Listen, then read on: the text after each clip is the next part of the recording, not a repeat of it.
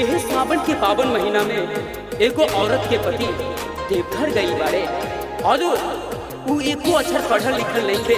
यही से उ औरतिया बड़ा चिंता में दिया कि एक तो मूर्ख हवे, पता न देवघर पहुंचल बाड़े कि ना। यही बात के अपना सखी से बड़ा वियोग में कहत भैया कैसे हो।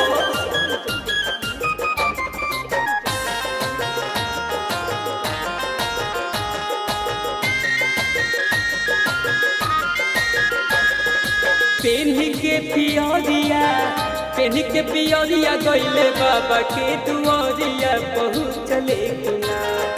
पेन्ही के पियरिया गइले बाबा के दुआरिया पहुँचले किना।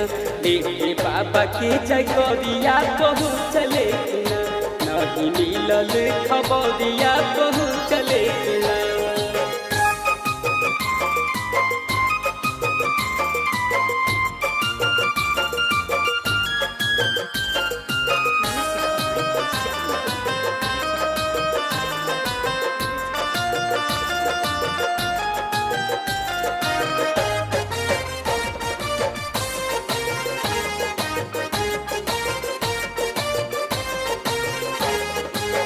सुननी सुल्ताने गंज में जाला बा भराला, तू हमें से जाके बाबा भोला पर बुझाला।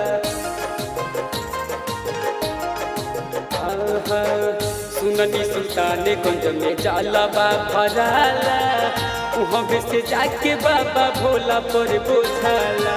बरुए मुरुख सखी बरुए मुरुख नहीं के पढ़ले अछरिया पहुँचले किना। बरुए मुरुख नहीं के पढ़ले अछरिया पहुँचले किना। पिया शिव के नगरिया पहुँचले किना। राजा शिव के नगरिया पहुँचले किना।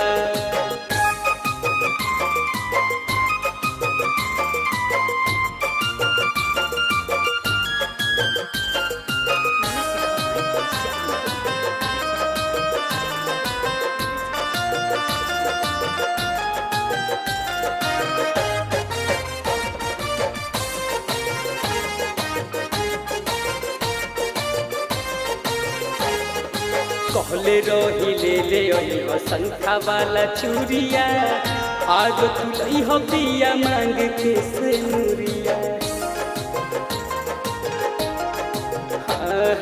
कहले रही ले ले संखा वाला चूड़िया, आज तुलई हो पिया मांग के सेनुरिया। लागल बसखी हमरा उनके फिकिरिया पहुँचले किना। लागल बसखी हमरा उनके फिकिरिया पहुँचले किना। सैया बाबा के नगरिया पहुँचले किना। नहीं मिलल खबर